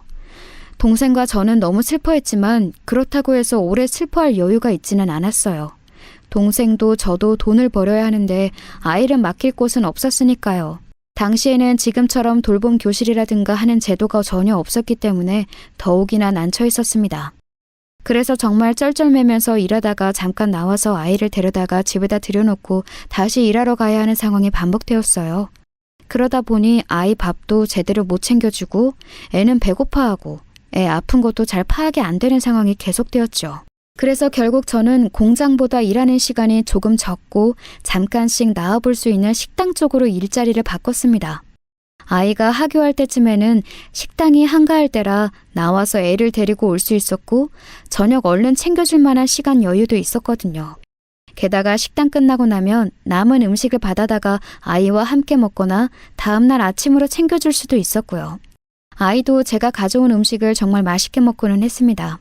아이가 식당에서 가져온 음식을 먹는 것을 보노라면 잠시라도 제 고생이 잊혀지는 것 같은 생각이 들었었지요. 하지만 식당 일은 정말 고되었어요. 봉제 공장은 20살 시절부터 워낙 익숙했던 곳이라서 일이 특별히 힘든 줄은 몰랐지만 30이 넘어 시작한 식당 일은 손에 붙지도 않고 고생스러웠습니다. 게다가 위험하기도 했어요. 봉제 공장에서 일할 당시 최고로 다칠 수 있는 건 미싱 바늘에 손이 뚫리는 정도였어요. 물론 이것도 굉장히 큰일이긴 했습니다. 공장용 미싱은 바늘이 엄청 크거든요. 그런데 워낙 오래 해왔던 일이라서 크게 다치지는 않았었어요. 하지만 식당에서는 뜨거운 국을 한 번 다리에 엎지르면서 크게 화상을 입었고 병원에 가서 치료하는 동안 고통스러워서 미치는 것 같았습니다. 다행히도 완전히 다리에 다 엎지는 않았지만 그래도 너무 아프더라고요. 혹시라도 손님한테 국밥을 엎지를까봐 무서워서 벌벌 떨며 서빙을 하기도 했고 주방에서는 칼에 손을 베어서 피가 철철 흐르는 걸 지혈하느라 고무줄로 묶기도 했었고요. 엄청나게 세게 묶어도 제대로 피가 멎지를 않아서 난처해하고 있는데 주인은 그냥 고무장갑 끼고 피는 안 묻게 일을 하라고 지시하더군요. 제 손이 어떻게 되는지는 주인의 안중에 아예 없다는 걸 알았던 그 순간 얼마나 서럽던지요. 고생도 많이 하지만 식당 일로 버는 돈은 봉제 공장에서 버는 것보다는 적었습니다. 일하는 시간 자체가 좀 적기 때문이었죠. 그래도 동생이 여전히 돈을 벌어오고 있었기에 거기에 의지해서 아이와 저 동생이 살아갔어요. 하지만 동생도 나이가 찼기 때문에 몇 년 지나지 않아 결혼을 해서 따로 나가 살게 되었습니다. 그 시기 정말로 막막했어요. 제가 벌 수 있는 돈은 한정되어 있는데 아이는 계속 크고 있고 그렇다고 공장과 식당에서만 일했던 30대의 여자를 어디 좋은 일자리에 써줄 리도 없었고요.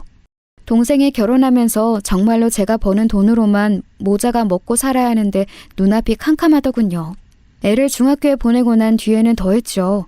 아이가 워낙 공부를 잘해서 초등학교 시절에도 영재반이니 뭐니 보내라고 선생님이 말씀을 많이 하셨어요. 하지만 제가 아이한테 신경 쓸 겨를도 없었고 참가비를 낼 돈도 없어서 조금도 아이를 보낼 수가 없었죠. 중학교에 간 뒤에도 마찬가지였어요. 선생님이 부모님 면담하자고 하면 식당에서 애를 써서 하루를 비워서 가고는 했었죠. 그러면 선생님이 우리 아들은 정말 공부를 참 잘하고 모범적이라면서 특목고를 보내야 한다고 말씀하셨어요. 그럴 때마다 저는 너무 죄송스럽다고 제가 너무 힘들어서 그럴 수가 없다고 굽실거리면서 사과의 말씀을 전해드리고는 했습니다. 선생님들은 매번 안타깝다는 듯한 얼굴이셨고요. 하지만 정작 저희 아들은 조금도 아쉽다는 내색을 한 적이 없었어요.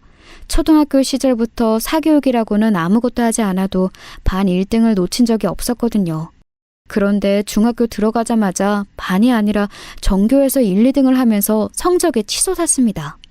선생님 말씀으로는 아이가 너무 똑똑하고 성숙하다고 하시더라고요.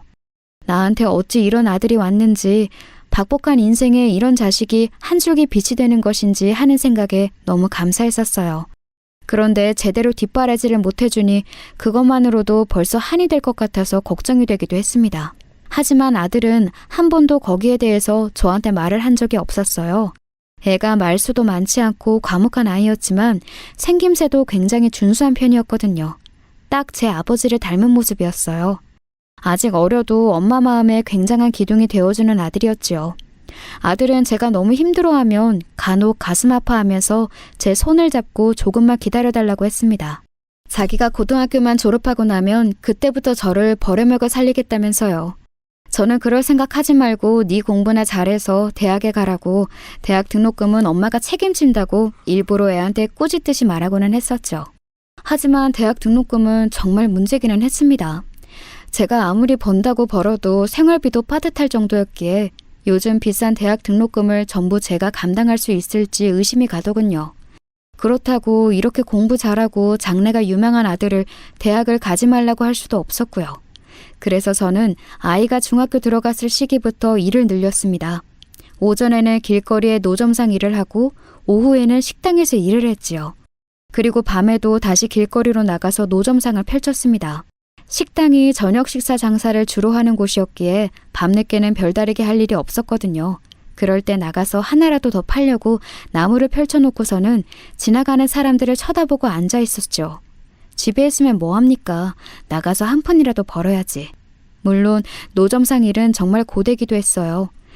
식당 일은 그때쯤에는 무척 익숙해져서 덜 힘들었는데 노점상은 차가운 맨바닥에 앉아서 지나가는 이들만 바라보면서 사주기를 무작정 기다려야 하는 일이었죠. 몸도 힘들지만 마음이 정말 많이 힘들더군요. 아들은 제가 고생하는 걸 잘 알았기에 정말 열심히 공부를 하더라고요. 결국 중학교도 전교 1등을 놓치지 않고 졸업했고 인문계 고등학교로 진학해서도 계속해서 전교 1등을 했습니다. 선생님들이 항상 감탄하셨어요. 어떻게 학원 하나도 안 다니고 정말로 학교 수업하고 교과서만으로 이렇게나 공부를 잘할 수가 있냐고요. 저는 그런 말씀을 들을 때마다 몸둘 바를 모르게 감사했었죠. 결국 아들은 고등학교에서 가장 좋은 성적의 수능 점수를 가지고서 의대로 진학했습니다. 제가 모아두었던 돈으로 대학 등록금을 내주었더니 아들은 눈물을 글썽거리다가 제 손을 잡고 한숨을 쉬었어요. 어머니, 제가 나중에 정말 효도할게요. 됐다.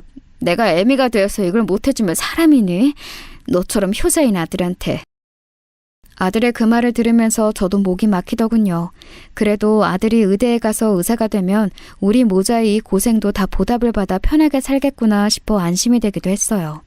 아들은 정말 고생스러웠지만 의대를 잘 졸업하고 의사가 되었습니다. 그동안 과외 아르바이트도 틈틈이 뛰면서 많은 고생을 했어요. 생각보다 의대 등록금이 많이 비싸더군요. 저는 그동안 식당을 그만두게 되어서 노점상을 더 중점적으로 일하게 되었습니다. 식당이 아예 문을 닫았거든요. 결국 마지막 달 월급도 받지 못하고 주인이 도망가 버려서 타격이 조금 있었죠. 그때부터는 아예 노점상을 본격적으로 시작하게 되었습니다. 그래도 식당 월급만큼은 벌 수 있어서 정말 다행이었어요. 아들이 인턴을 마치고 레지던트가 되었을 때는 정말로 숨통이 트이는 것 같았습니다. 레지던트는 아시겠지만 그렇게 월급이 많지는 않았어요. 300만 원 정도인데 고생하는 것에 비하면 정말 너무 적은 돈이죠. 하지만 아들은 그 돈을 벌면서 전부 다 저한테 내줬습니다. 어차피 쓸 시간도 없다면서 말이죠. 식사도 병원에서 나오니까 자기는 교통비만 필요하다고 저한테 교통비와 용돈 합쳐서 30만 원만 받아서 다녔어요. 그럴 때마다 제가 얼마나 미안했던지 말도 할 수가 없었습니다. 아들이 레지던트를 마치고 전문의가 된 것은 33일 때 일이었어요. 레지던트를 마치고서 아이가 번듯한 전문의가 돼서 제 앞에 섰을 때 저는 그보다 더 큰 기쁜 일이 없었습니다. 저는 아들 손을 잡고서 울다가 간신히 진정되었을 때 아들 손을 두드려 주었어요. 이제 다 이루었다. 너 결혼해서 손주만 보면 이 엄마가 더 바랄 게 없구나. 아들은 그간 끝없이 공부하고 일을 하느라 변변한 연애조차 하지 못한 상황이었습니다. 여자친구는 있었던 것 같은데 저한테 소개를 시켜줄 정도로 진지한 사이는 아니었다고 하더라고요. 아들도 알겠다면서 진지하게 좋은 사람을 만나보겠다고 했습니다. 저는 솔직히 마음이 급했어요. 아들은 벌써 33이었고 가능한 빨리 좋은 여자를 골라 며느리로 들여 손주를 봐야 한다고 생각했거든요. 제가 아이를 24세 낳았으니 그 당시 벌써 57세였기 때문에 손주를 봐줄 수 있는 건강 상태를 유지하는 나이가 얼마 남지 않았던 때였어요. 환갑 중반이 되어 손주를 봐주기는 아무래도 힘들지 않겠어요? 그래서 아들한테 빨리 결혼해서 아이를 낳아야 내가 봐줄 수 있다고 재촉을 했었죠. 그 때문인지 아들은 여기저기서 소개도 받고 자연스럽게 만나기도 하면서 인연을 만들려고 하는 것 같더군요. 사실 전문의가 된 상황에 생김새도 준수하고 키도 큰 저희 아들이라서 여자들은 엄청나게 소개가 들어왔다고 했어요. 아들이 정확하게 말은 안 했지만 그만큼 스펙이 좋은 집들이나 아가씨들도 많았고요.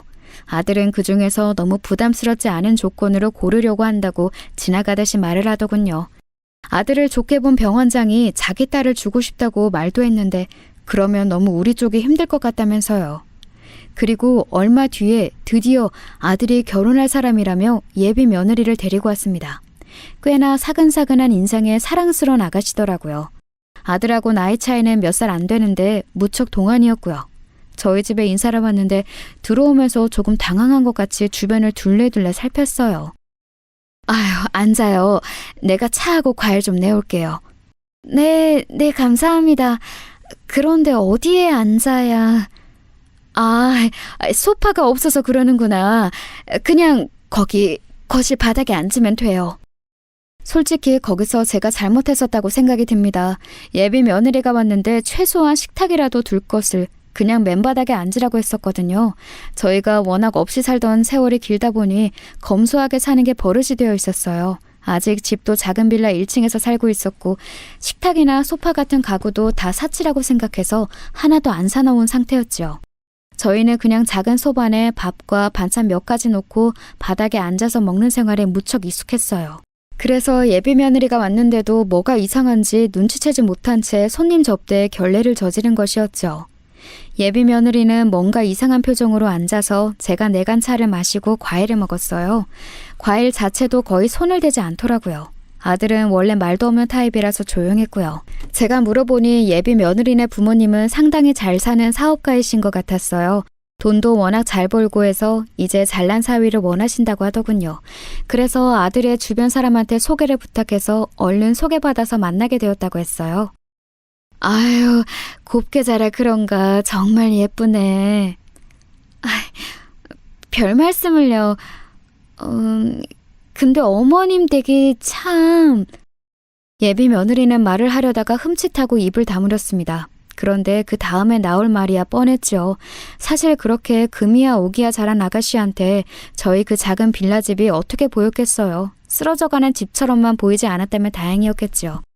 혹시라도 아들의 결혼이 틀어지지 않을까 불안해서 눈치를 보았지만 그 아가씨도 더 이상 별다른 말은 하지 않고 입을 다물었습니다. 예비 며느리가 돌아간 뒤 아들하고 거실에서 나란히 앉아서 이야기를 조금 더 나누었어요. 저 집, 아까 저 사람이 말한 것처럼 그렇게까지 부자는 아닌 걸로 알아요. 그게 무슨 소리니? 말 그대로예요. 제가 소개받은 사람한테 들었는데 그럭저럭 동네에서 사는 정도지 뭐 엄청나게 부유하고 그런 거 아니에요. 그런 사람들하고는 우리 같이 못 살아요. 너무 기울어지면 힘들거든요. 그런데 결혼 괜찮은 거지? 아까 그 아가씨 좀 우리 같은 상황에 익숙하지 않은 것 같던데. 안 맞으면 결혼 안 하면 되죠. 호감은 가지만 꼭 결혼해야 하는 상대도 아니니까요. 아들은 느긋하게 대답했습니다. 사실 적당한 결혼 상대를 찾아 결혼하는 것일 뿐이지 연애를 오래 해서 그 사람하고 사랑하는 사이인 게 아니었으니까요. 그래도 그 아가씨하고 한 몇 개월은 더 만나보는 것 같더군요. 중간중간 아들이 하는 말로는 마음에 안 드는 구석은 꽤 있는데 돈 잘 버는 대기업 직장인이고 그럭저럭 외모도 괜찮은 편이라서 그냥 결혼하는 게 맞을 것 같다고 했습니다. 그런데 그 아가씨가 점점 더 아들을 좋아하게 된 것인지 처음 조금 거북스러워 보이던 표정과는 달리 몇 개월 뒤에는 저희 집에 심심찮게 놀러 오더라고요. 그것도 뭔가 먹을 것을 잔뜩 들고서 저한테 무척 애교도 잘 부렸어요. 평생 무뚝뚝한 아들하고만 살다 보니 그렇게 사랑스럽고 상냥한 아가씨가 다가오는 게 너무 좋더라고요. 평생 없던 딸이 생긴 것만 같았고요. 아들은 다른 것보다 그 아가씨가 저한테 잘하는 것을 좋게 여기는 것 같았습니다. 다른 여자들은 만나봤을 때 물론 더 장점이 있는 사람도 많았는데 저하고 무척 잘 지내는 며느리가 중요하다고 몇 번이나 말해왔거든요. 평생 한 가족으로 같이 살 사람인데 어머니한테 괜히 트집 잡고 아들과 어머니 사이를 이간질시키는 사람은 최악이라고요. 그런데 예비 며느리감이 워낙 저한테 정을 붙이고 사근사근하게 잘하는 것을 보고서는 아주 만족스러워했습니다. 결국 결혼이 결정되었고 상견례를 하기로 했어요. 그런데 생각보다 무척 긴장이 되더군요. 솔직히 저는 공장과 식당, 마지막에는 결국 노점상을 전전하면서 일을 해서 아들을 키웠습니다. 호러미가 키웠다는 걸 알면 저쪽 집안에서 좋아하지 않는 거 아닐까 싶었어요. 하지만 그런 걱정을 아들한테 말할 수도 없었죠. 괜한 걱정을 끼치고 싶지는 않았으니까요. 예비 며느리는 이미 그런 사정을 전부 알고 있었고 그런데도 불구하고 저한테 무척 애정을 많이 표시했습니다. 처음에는 저희 집 사정에 뜨악한 표정이었지만 제가 제 아들하고 많이 닮았다면서 무척 좋다고 하더라고요. 말은 별로 없어도 속 깊고 다정한 면이 좋다고요. 그래도 며느리가 전부 알고 있으니 사돈도 전부 다 알고 있으리라 생각했습니다. 그런데도 결혼을 허락하고 상견례 날짜까지 잡았으니 특별히 저 때문에 결혼이 틀어지지는 않을 거라고 믿었어요. 상견례 날 제가 너무 긴장해서 목을 가다듬고 있으려니 아들이 다가와서 제 손을 잡아주더군요. 아들이 새로 사준 옷도 입고 미용실도 다녀왔더니 거울에 비친 제 모습이 조금 낯설었어요. 아들은 긴장하지 말라면서 제 손등을 두드려 주었습니다. 어머니는 저한테 제일 중요한 분이에요. 다른 누구도 더 중요할 수는 없다는 거 생각하세요. 그래, 고맙구나. 아들의 그 한마디가 얼마나 긴장 완화에 도움이 되던지요. 아들은 무뚝뚝하지만 속이 깊은 애였고 무엇보다 저를 무척 아껴주었답니다. 사실 요즘 아들 중에 그런 애 별로 많지 않잖아요. 게다가 의사가 되어서 이 사회에서 그 누구보다 잘난 사람으로 살아가고 있는데 말이죠. 그리고 상견례를 위한 식당에 도착했을 때 사돈을 봤습니다. 잘 차려입은 부부가 서 있었는데 그 순간 저 혼자 온 처지가 조금 초라하게 느껴지더라고요. 하지만 얼른 그 생각을 지우고서는 어색하게라도 웃으면서 고개를 숙여 인사했습니다. 안녕하세요. 처음 뵙겠습니다. 예. 특히 바깥 사돈이 썩 마땅치 않은 얼굴을 하고 있더군요. 안 사돈은 그래도 상냥하게 웃으면서 마주 인사를 해주었는데 말이에요. 솔직히 그때부터 이미 불안하기는 했습니다. 그래도 예비 며느리와 아들이 웃으면서 분위기를 부드럽게 만들어주어서 나쁘게 흘러가지는 않았어요. 그래서 저는 안심하고 있었지요. 상견례 자체는 나쁘지 않았습니다. 다만 워낙 좋은 식당인지라 제가 좀 헤매기는 했어요. 한식당이었는데 저는 그런 식당에서 코스로 요리가 나오는 줄은 꿈에도 몰랐습니다. 아니, 누가 한식을 코스로 먹는다고 생각을 하나요? 솔직히 저는 그저 국밥이나 이런 것만 주로 먹었고 한식도 백반집이 최대였거든요. 그러니 그렇게 코스로 계속 끊이지 않고 나오는 한식은 상상도 못한 게 당연했습니다. 굉장히 비싼 집인 것 같았어요. 그래서 제가 중간에 불평을 좀 했거든요. 아유, 나오려면 한꺼번에 나오지. 이렇게 찔떡찔떡 나오는 것도 처음이네요. 비싼 집인데 뭐 이렇담? 아, 요새 고급 한식당들은 많이 이렇더라고요. 입에 안 맞으세요? 저희가 고른 집인데. 어머, 아니에요. 맛이 있는데 이렇게 코스 요리로 나올 줄은 제가 몰랐어서요. 사부인, 맛있어요. 맛있어. 사돈 댁에서 골랐다는 말에 정말 크게 당황이 되더라고요. 저는 맛있다고 말하면서 연신 코스 초반부터 음식을 입에 쑤셔넣다시피 했고 좀 많이 흘리기도 했습니다. 그리고 초반에 너무 많이 먹어서 후반부 코스 요리를 젓가락도 대지 못하고 죄다 남기다시피 할 수밖에 없었어요. 그런 식당에 익숙하지를 않아서 생긴 일이었지요. 제가 허둥거리고 있다는 건 저 스스로도 너무 잘 느껴져서 스스로가 수치스러웠습니다. 혹시라도 아들이 저를 부끄러워할까봐 가슴이 두근거리더군요. 사돈댁도 그렇지만 아들이 불쾌해지지 않았으면 했습니다. 하지만 아들은 얼굴빛 변화 없이 여전히 저한테 맛있는 음식을 밀어주면서 천천히 먹으라고 해주었어요. 그 말 자체가 너무 고맙기도 하고 아들의 저 든든함이 믿음직스럽기도 했습니다. 예비 며느리는 조금 안절부절 못했지만 딱히 저를 탓하는 듯한 눈빛은 아니었고요. 다만 바깥 사돈은 굉장히 노골적으로 못마땅한 표정을 하고 있었어요. 뭔가 제가 마음에 안 드는 듯한 눈빛이었죠. 그래서 제가 딸애한테 듣기로는 사부인께서 혼자 아들을 키우셨다고요? 네, 남편이 애 1살 때 돌아가셔서요. 저 혼자 키웠습니다. 그럼 어떤 일을 하면서 키우셨는지? 네? 노점상도 했고요. 공장도 다녔고, 식당에서도 일하고. 솔직히 거기서 적당히 둘러댔어야 했는데 갑자기 그런 질문을 받으니까 도무지 말이 안 나오더라고요. 그래서 그냥 나오는 대로 짓거리다 보니 속이지도 못하고 그냥 있는 그대로 말을 하게 되었습니다. 바깥 사돈은 질겁한 표정이 되었고 예비 며느리는 조금 당황한 눈치였지요. 혹시 나에 대해서 사돈 어른한테 말을 안 해놓은 건가 초조해졌어요. 이렇게 되면 제가 중간에서 어떻게 행동해야 할지 잘 알 수가 없었거든요. 하지만 더 이상 바깥 사돈이 저한테 탈을 잡지는 않았고 다소 조용한 가운데 식사가 끝났습니다. 그래도 안 사돈은 여전히 상냥한 표정이어서 나의 존재가 아들의 결혼에 걸림돌이 되지는 않겠구나 안심하고 있었어요. 바깥 사돈도 아주 나쁜 표정은 아니었고요. 하지만 식사가 끝나고 막 일어나던 참에 바깥 사돈이 말을 꺼내더군요. 저 사부인 부탁이 있습니다. 네, 말씀하세요. 부탁이 있다고 하는데 벌써 말투가 고압적이더라고요. 대체 무슨 소리를 할지 모르겠어서 제가 긴장하고 쳐다봤는데 바깥 사돈은 한심하다는 듯한 눈빛으로 저를 바라보고 있더군요. 아들을 위해서라도 결혼식은 참석하지 않으시는 게 낫겠습니다. 네? 그게 무슨... 우리 사위가 의사라서 온통 비슷한 급의 사람들만 하객으로 올 텐데 그리고 저희 쪽 하객도 전부 사업가들인데 솔직히 좀 급이 안 맞지 않나요? 어머니시니까 더 잘 아시고 잘 느끼실 거 아닙니까? 박하사돈은 당연하다는 투로 말했습니다. 순간 상견례장이 조용해졌어요. 안사돈도 예비 며느리도 너무 당황해서 말을 꺼내지 못하고 있는 거였죠.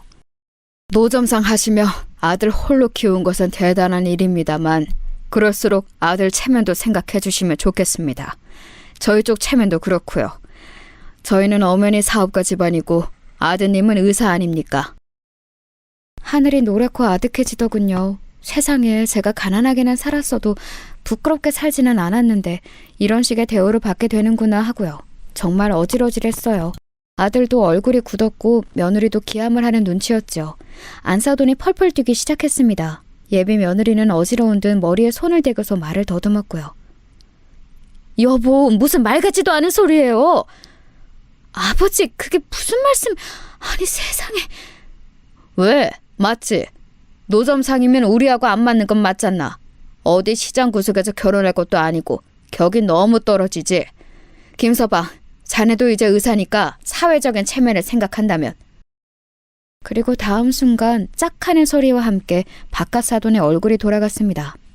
저도 안사돈도 예비 며느리도 너무 놀라서 아들과 박하사돈만을 바라보고 있었어요. 눈앞에 벌어진 일이 믿을 수가 없었죠. 박하사돈은 제대로 뺨을 맞고서 눈만 껌뻑이면서 아들을 바라봤습니다. 뺨을 올려붙인 아들은 무표정한 얼굴로 박하사돈을 내려다보았어요. 키가 크고 체격도 좋은 아들은 힘도 셌기 때문에 박하사돈 얼굴이 시뻘갰습니다. 안사돈도 예비 며느리도 놀라서 각자 달라붙었어요. 안사돈은 박하사돈을 뒤로 끌어당겼고 예비 며느리는 아들을 잡아당겼습니다. 저도 놀라서 멍청이 있다가 급히 달려가 아들을 끌어안았죠. 아, 얘, 너 뭐 하는 거야? 무슨 짓이니? 무슨 짓인지는 저 사람한테 물어야죠. 어머니한테 지금 뭐라고 한 거지, 당신? 아들은 무표정한 얼굴로 박하사돈을 노려보았습니다. 박하사돈도 그제야 상황 파악이 되고 무서운지 겁을 먹은 표정으로 뒤로 물러나더라고요. 안사돈도 박하사돈 얼굴을 막 살폈고 예비 며느리는 아들 앞을 가로막은 채로 소리를 질렀습니다. 아버지, 대체 무슨 말씀을 하신 거예요? 결혼식에 어머니 모시지 말라뇨. 하지만 우리 친척들도 내 사업 손님들도 올 건데. 내가 이 양반 사고 칠 줄은 알았지만 아휴. 안사돈은 머리가 아프다는 듯이 한숨을 쉬었습니다. 예비 며느리는 그래도 아버지라고 걱정이 되는지 박하사돈한테 가서 뭔가 말한 뒤 안사돈한테 모시고 나가라고 손짓을 했어요. 얼이 빠진 박하사돈은 겁을 먹어서 아들의 눈도 마주치지 못하고 주춤주춤 나가더라고요. 나가면서도 안사돈이 조용한 목소리로 계속해서 싫은 소리를 마구 쏟아내는 것이 들려왔습니다. 평상시 안사돈한테 잡혀 사는 모양인데 왜 저런 소리를 했는지 알 도리가 없더라고요. 솔직히 상처가 아니었다면 거짓말이죠. 하지만 그렇다고 해서 아들이 이 일로 뭔가 곤란해지기를 바라지는 않았어요. 어쨌든 상대를 때린 거니까 법적으로 고소가 들어올 수도 있고 그렇지 않나요? 그래서 저는 아들 손을 잡고서 꾸중을 했습니다. 너 누가 그렇게 함부로 손을 올리래? 이 애미가 그렇게 가르쳤니? 아니요, 물론 아닙니다, 어머니. 그런데 저 말씀은 제가 그냥 지나칠 수가 없었어요. 그래요, 어머님. 저희 아버지가 1000번 만번 잘못하신 거예요. 제가 대신 사과드릴게요. 어머, 아니다, 세아가. 그게 아니라... 아니, 그래도 말로 해야지, 얘야. 예비 며느리가 고개 숙여서 사과하고 아들이 여전히 화가 나 있는 상황이 당황스럽더군요. 저는 아들 손을 잡고서 계속 타일렀습니다. 사실 물론 제가 박하사돈의 말에 너무 황당했던 건 맞아요. 그 말이 제 인생을 부정하는 것 같아서 아프기도 했고요. 하지만 그렇다고 사람이 말로 상대를 설득하고 화를 내야 하는 것이지 손이 올라가면 안 되는 거잖아요. 물론 아들 입장에서는 어머니를 모욕하는 상대를 견딜 수 없었던 것인지도 모르겠지만요. 너 꼭 사과해야 해. 새아가한테도 사과하고 장인어른한테도 사과하고 물리적으로 힘쓰면 안 되는 거야. 알겠어? 네, 어머니. 제가 한참이나 설득하자 입을 다물고 있던 아들이 결국 고개를 끄덕였습니다. 예비 며느리는 손을 저으면서 당황했죠. 아니에요, 어머님. 저는 괜찮아요. 정말 이해해요. 아니다. 네 아버지인데 그럼 쓰겠니? 아들은 말없이 예비 며느리의 손을 잡고서 고개를 숙여서 미안함을 표시했습니다. 바로 바깥 사돈을 쫓아가 사과하라고 하고 싶었지만 양쪽 다 감정이 격해져 있을 것 같아서 그냥 그날은 함께 집으로 돌아왔어요. 예비 며느리도 같이 가자면서 저희 뒤를 쫓아와서 그날은 저희 집에서 같이 잤습니다. 딸이 생긴 것 같고 나쁘지 않더라고요.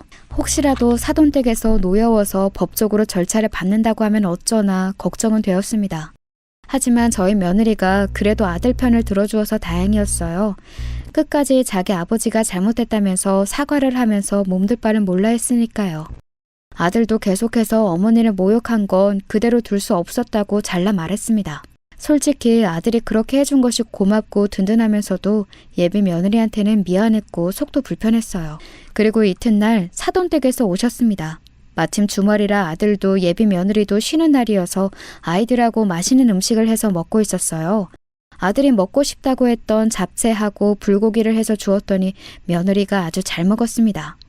식당에서 오래 일했던 가락이 남아있어서 다행이었어요. 아들도 무뚝뚝하니 말은 없었지만 젓가락질이 바쁘더라고요. 그렇게 식사를 하던 늦은 오전 벨이 울려서 내다봤더니 사돈댁인 거였어요. 바깥 사돈과 안 사돈 두 분이 모두 오셔서 저는 허둥지둥하면서 급하게 문을 열었죠. 안 사돈이 먼저 들어오시면서 고개를 숙이고 인사하셔서 저도 급히 같이 고개를 숙였고요. 바깥 사돈은 조금 뚱한 표정이었지만 안 사돈이 옆구리를 찌르니까 밀려서 저한테 뭔가를 내미시더군요. 상당히 큰 과일 바구니였는데 바깥 사돈은 좀 열없다는 표정을 한 채 멋쩍게 말했습니다. 어제는 죄송했습니다. 제가 그만 뭐가 머리가 잘못된 건지 그런 소리를 해서 좋은 분위기를 망쳤네요. 죄송합니다. 예, 사부인 죄송해요. 제가 저희 남편 알아들은 만큼 말했습니다. 정말 평상시에도 그런 사람은 아니에요. 안사돈은 웃으면서 연신 죄송하다고 말씀하셨어요. 물론 제가 상처를 받았던 건 사실이지만 이렇게까지 사과를 받을 줄은 상상하지 못했던 상황이라 저는 당황해서 마주 죄송하다고 사과를 했어요. 아들은 정중하게 과일 바구니를 받아놓고 바깥 사돈을 모시고 가서 예의 바르게 사과드린다고 말씀드렸습니다. 그 순간 홀어머니가 자기를 어떻게 키워왔는지 그 고생이 눈앞에 지나가서 앞뒤 분간이 안 되었다고요. 그 정중한 사과를 들으면서 바깥 사돈도 머쓱한 얼굴로 고개를 끄덕였습니다. 그러고서 자기가 먼저 잘못한 거라고 인간답지 않은 소리를 했다면서 한마디 더 미안하다고 했습니다. 안사돈과 예비 며느리는 안심한 얼굴로 웃고 있었어요. 안사돈이 저한테 다가와서 그러더라고요. 사부인, 저희가 좀 경솔하고 말을 함부로 하는 면이 있어요. 앞으로는 그러지 않도록 제가 철저히 단속할게요. 아유, 아닙니다. 별 말씀을요.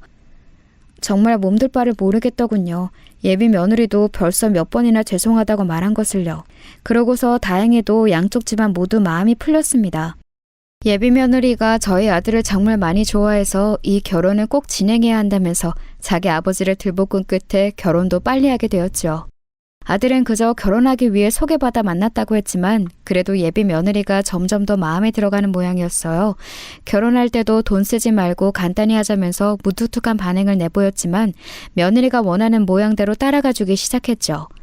사돈 집안에서도 괜찮다며 큰돈을 보태주셨고요. 제가 할 것이 없어서 정말 쩔쩔맬 수밖에 없었지만 아들은 어머니는 그냥 계셔도 된다면서 딱 잘라서 말해주었습니다. 결국 아들과 며느리가 결혼하는데 눈물이 다 날 지경이었어요. 25대 남편이 사망하고 나서 정말 온갖 일을 하면서 아들을 키우던 그 고생이 눈앞에 지나가더라고요. 아들이 저렇게 훌륭히 장성한 것을 알게 되면 하늘에 있는 남편은 어떤 기분일까 싶었어요. 물론 우리를 다 지켜보고 있었겠지만요. 그 이후 아들은 가까운 곳에 집을 얻고 일주일에 한 번씩은 저를 보러 집으로 오고 있습니다.